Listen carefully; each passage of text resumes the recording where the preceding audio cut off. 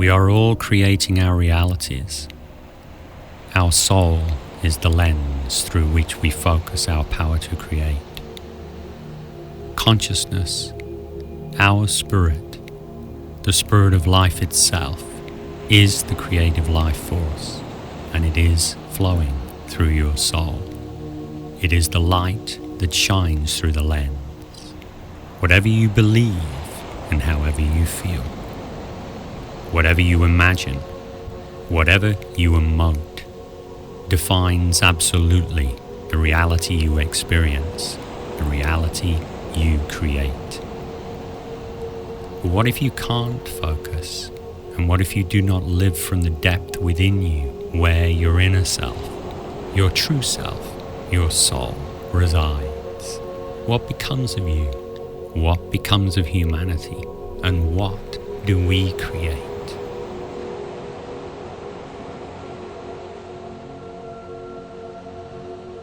Unless a man first finds himself, finds his own essential nature and destiny, and begins from them, all his efforts and achievements will be built only on the sand of personality. And at the first serious shock, the whole structure will crumble, perhaps destroying him in its fall. Rodney Collins. All human struggle is the struggle of consciousness to release itself from the cocoon of the human ego. The ego is the part of you that is only looking outside at the world it perceives around you.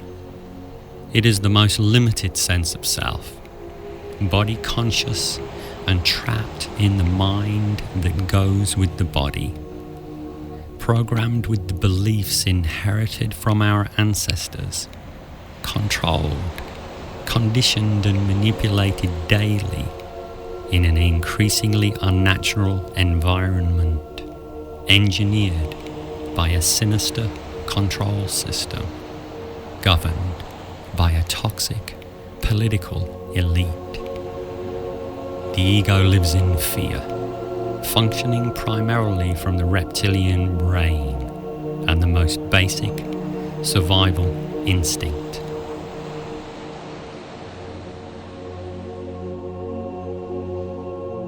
To feel beauty, to feel truth, that is self-remembering. Self-remembering is the awareness of the presence of God. Rodney Collins. Just as an iceberg has hidden depth, there is hidden depth to ourselves. Within us all, far below the ego's surface reality, is a feeling landscape of immense depth and complexity. Directly below the surface world is a subconscious domain. The subconscious world is the emotional reservoir where all our forgotten memories reside. It is the realm of our inner child. Below that is an even deeper, unconscious domain where all the patterning inherited from our ancestors and the cultural conditioning of humanity exist. Below the unconscious, however, is an even deeper sense of self, a sense of self that exists eternally in the ocean of life, the ocean of pure consciousness, free of all patterns, wounds, and conditioning. It is our true inner nature, the authentic self, and the experience of freedom and peace available and within us all.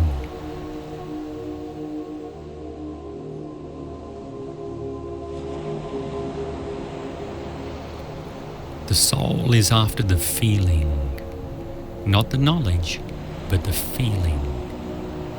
It already has the knowledge, but knowledge is conceptual.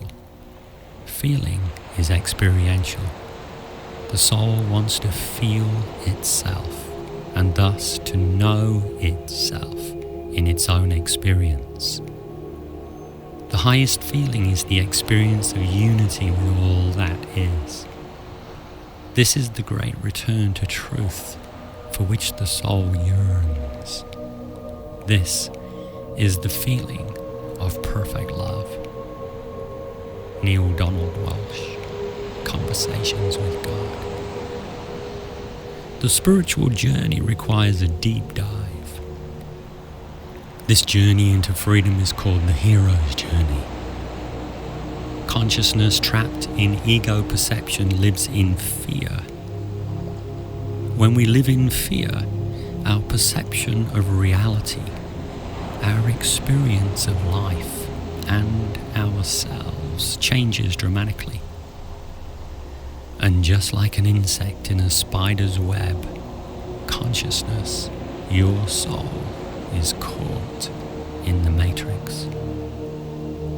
The more we struggle, the more we feel trapped. The more we feel trapped, the more we reinforce the illusion of our prison. The ego is the part of you that thinks the world is real, and that the character you are playing in the movie you call your life is actually who you are. The hero's journey is the shift away from living in the fear of the ego's projection into a deeper part of oneself. It is the journey from the surface world through our depths into the freedom of an ocean within. And it begins with the breath. This deeper sense of self we can call soul consciousness. The soul is a lens through which we focus our spiritual power, our power to create. It is through this lens that we project our sense of self into the energy world we call reality. The soul records everything we think, say, feel, and do. All the vibrations of our experience are recorded in the soul, lifetime after lifetime. Anything and everything recorded by the soul out of harmony with the pure spirit and nature of life within us has to be purified. It is this complexity that shapes us all as unique individuals and defines the karmic structures of our reality. Just as no two snowflakes are ever the same, neither are two souls. The soul is an alchemical kaleidoscope of exquisite beauty and complexity. The forces at work within the soul are of unimaginable magnitude.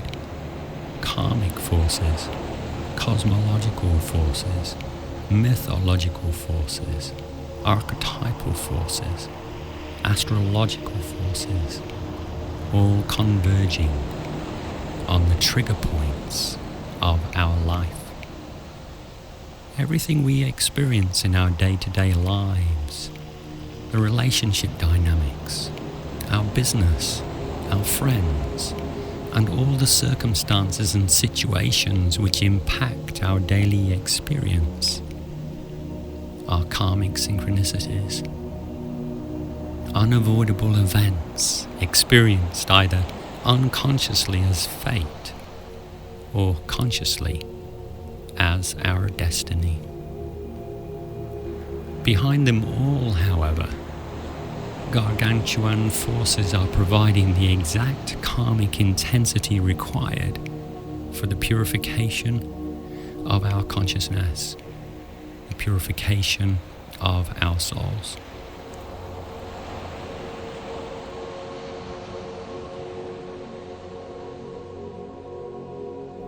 It is a naive man who thinks we are not engaged in a fierce battle. For I see and hear brave foot soldiers all around me going mad, falling on the ground in excruciating pain. Hafiz. Whether you are aware of it or not, Whether you believe it or not, you are born onto a battlefield. This battle is a battle for possession of your feelings and your mind.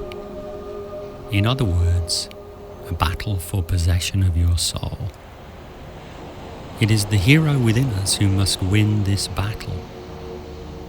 There are many images of the hero archetype portrayed in so many films and stories, impressing human consciousness with ideas of what a heroic life supposedly entails. The hero itself is a mythological image, a perennial archetype which has appeared forever in the constantly shifting landscape of human expression. Every civilization, every indigenous culture, no matter where or when, has stories and images of the hero archetype.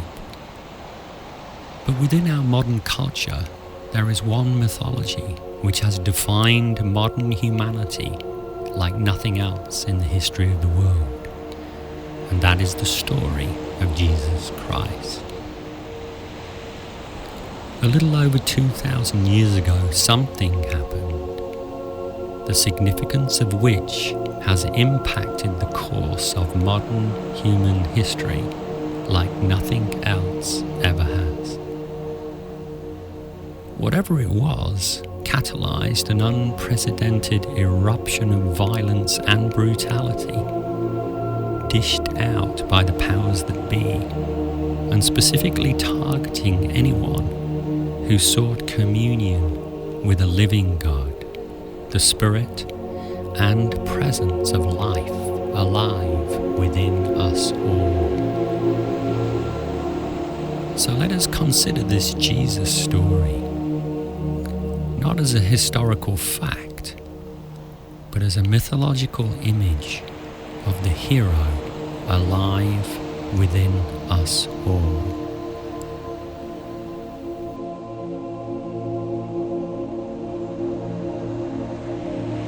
The definition of mythology: something that may or may not have actually happened, but is always happening within ourselves. In the mythology of Jesus Christ, the hero challenges the political hierarchy and royalty of the time with a simple formula for success. Contrary to popular belief, he did not require worship and adulation. He taught the common people how to connect with a higher power within them all. He demonstrated this power through healing and revolutionary freedom teachings, which challenged the established controlling institutions and dramatically empowered the common people of the time. He called this higher power Abba, or Daddy, and explained how we need to focus our heart, mind, strength, and soul into this connection with intense love. If we translate this mythological language into a metaphysical language, what it means is that the parent source of our consciousness is within us, and that it is a source of perfect healing love and illuminating light, the masculine and feminine nature of divinity. It is found deep within and above the normal center of focus within ourselves. And if we focus on it with love, it will illuminate and empower us. Jesus also taught us to have absolute certainty in that fact and prove it. He called that certainty faith. Faith holds our center of self steady and deep within, stabilizing us when we are tested by the invisible forces impacting our world. However, connecting to our spiritual source within us is only half of the equation. It is how we demonstrate our faith, the solid, deep truth within ourselves, that really counts. Love in action is the ultimate expression of the hero within us all. Jesus also recommended to love the other as oneself.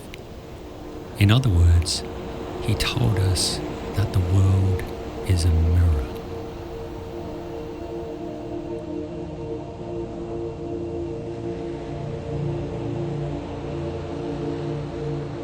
Your vision will become clear only when you can look into your own heart.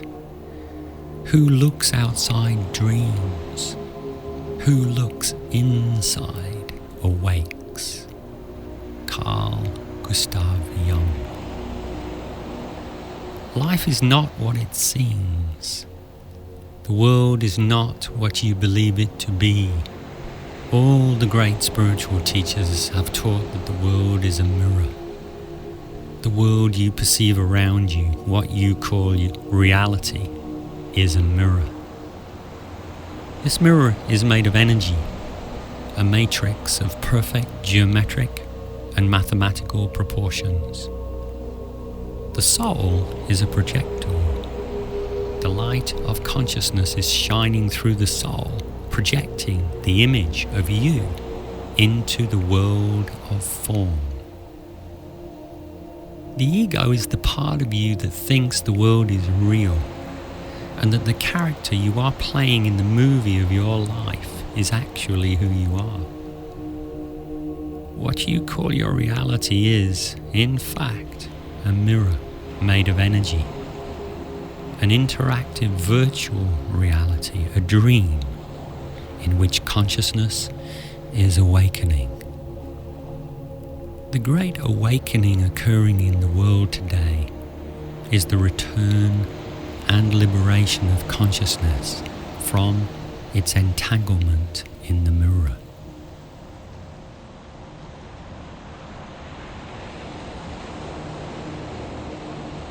The giant of self-achieved independence is the world's messenger of disaster. Joseph Campbell, Hero with 1,000 Faces. Remember, the world we perceive around us is a mirror.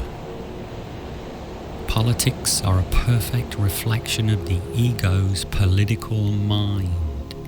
The judgmental, opinionated, polarized, ambitious part of our mind, which lives with an agenda and will do whatever it takes to accomplish that agenda.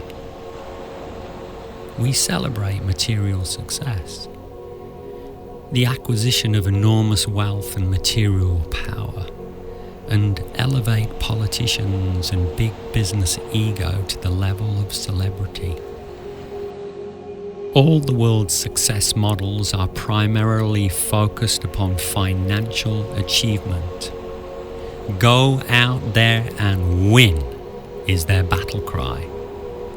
But at what price? In a world where everyone has access to leading-edge success technology and instant information, suicide, depression, addiction, and psycho-emotional overwhelm are the new plagues, epidemic in children, adolescents, and adults in every society in the modern world. Politics and economics are ruling our world. They are dominating on the outside because they are dominating on the inside. The controllers and manipulators of this world are focused on generating fear, confusion, overwhelm, information overload and trapping consciousness into believing there is only one reality. Politics and economics are the cornerstones of this manipulated reality. Conflict, competition, rivalry, division, and war are all being programmed into us on a daily basis, splintering our psyches, shattering our souls, driving us mad. If we want to change any of this, then we need to shift to a different center within ourselves and focus our creativity with an altogether different emphasis, attitude, orientation, and awareness of self. This means moving out of the political mind into a much deeper sense of self. Instead of seeing ourselves as people living on a speck of some random chance exploding, infinitely expanding cosmos, we need to live with the deep certainty that we are, in fact, a wonder child in a perfect, unfolding mystery, maturing and learning how and how not to be.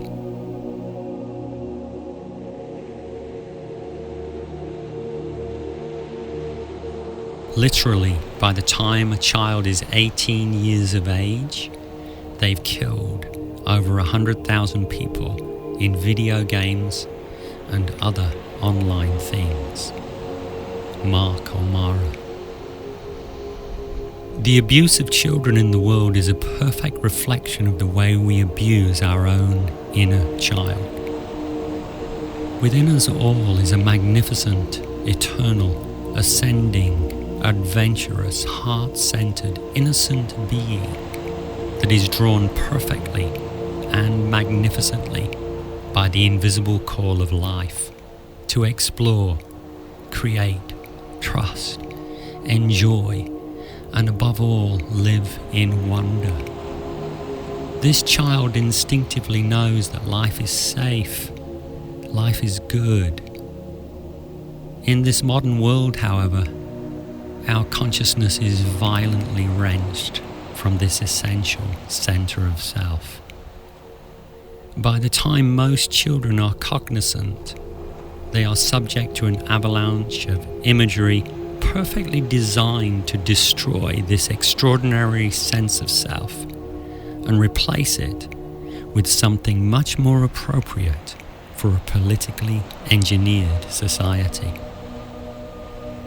With the advent of the internet, access to pornography, and the influence of commercial music, film, and other forms of media, children at the tenderest age are being influenced by institutions with an increasingly obvious, sinister, and demonic agenda.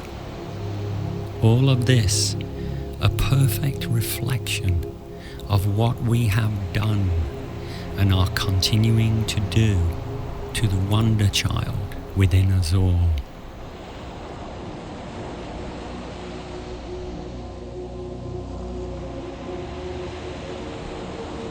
Most people do not see, understand, or care very much about this catastrophe of the planet because they are overwhelmingly preoccupied with grave psychological problems. The environmental crisis is rooted in the psychological crisis of the modern individual. This makes the search for an eco-psychology crucial. We must understand better what terrible thing is happening to the modern human mind, why it is happening, and what can be done about it. Glenn Parton, The Machine in Our Heads. Nature is a reflection of our inner nature, a perfect mirror of the fertile wonderland within the soul. The destruction and desecration of nature is an unavoidable reflection of what we are doing to our inner nature. The relentless attack, the need to conquer and impose, the violent invasion and implanting of disharmonious, toxic societies in natural environments, and the complete disrespect of indigenous peoples is the direct mirroring of the invasive nature of the modern ego mind on the pristine spirit within the soul. The perfect symbiotic, harmonious worlds of wonder replaced by an insatiable hunger for flesh and materialism. All of this is an assault upon the human soul. The dis-ease of humanity is in fact the dis-ease of the soul. The world we perceive as our reality is reflecting that disease.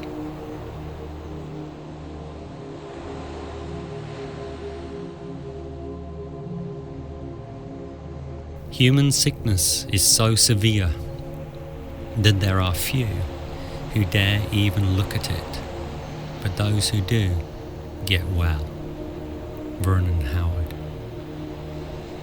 Perhaps more relevant than any other aspect of current human expression is the disempowerment and disrespect of women, or more precisely, the feminine.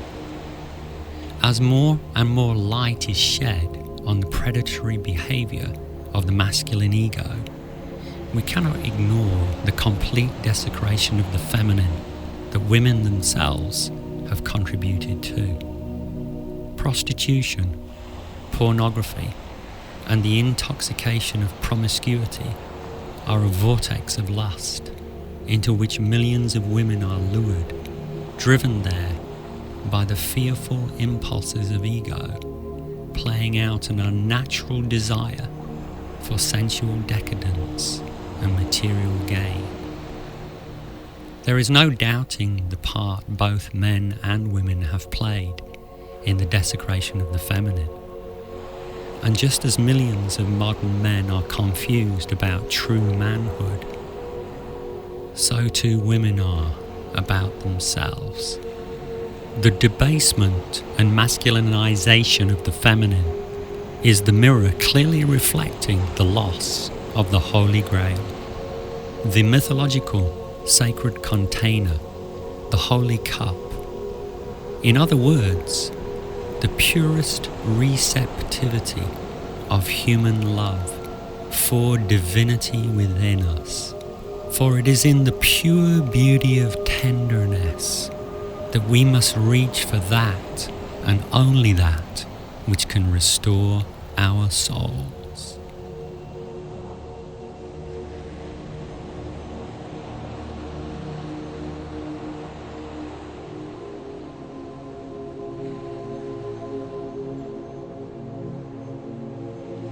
Taking control of your life means awakening to who you actually are, and it begins with the breath. When we breathe with a burning sense of certainty of who we truly are, not only as human forms projected into an energy world, but as an eternal expression of consciousness, we can center deeply in the true power of ourselves.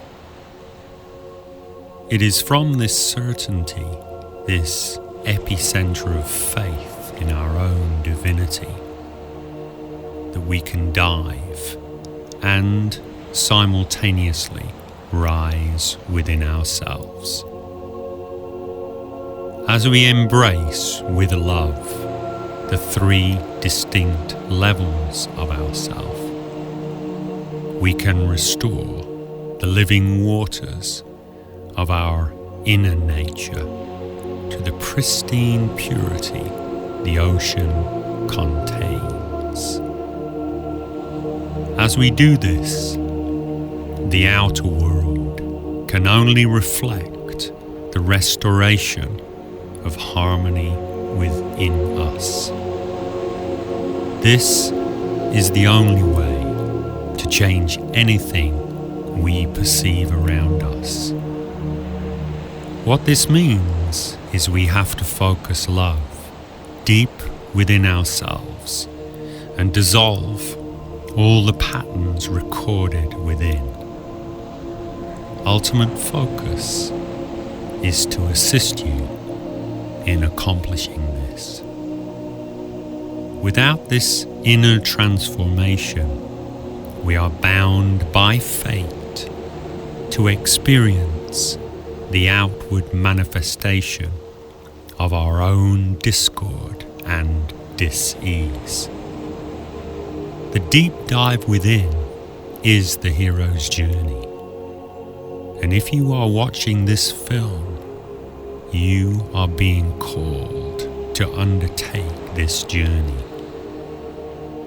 How you navigate this inner landscape is a feeling journey through the chaos of darkness into the peace and love of light within you.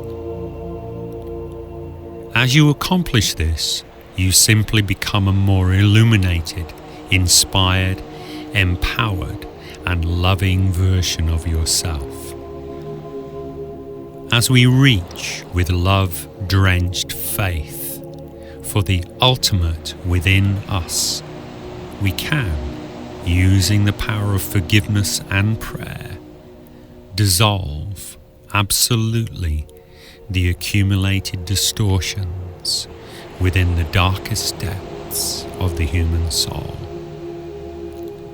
As we forgive ourselves and the characters in our lives, we become capable and worthy of wielding the great power within us all. The hero has conquered the beast in the mirror of him or herself and can return with the power to share with their tribe. It is this great return for which your soul is yearning. It takes tremendous courage and ultimate focus to truly embody your power, and it begins with the breath.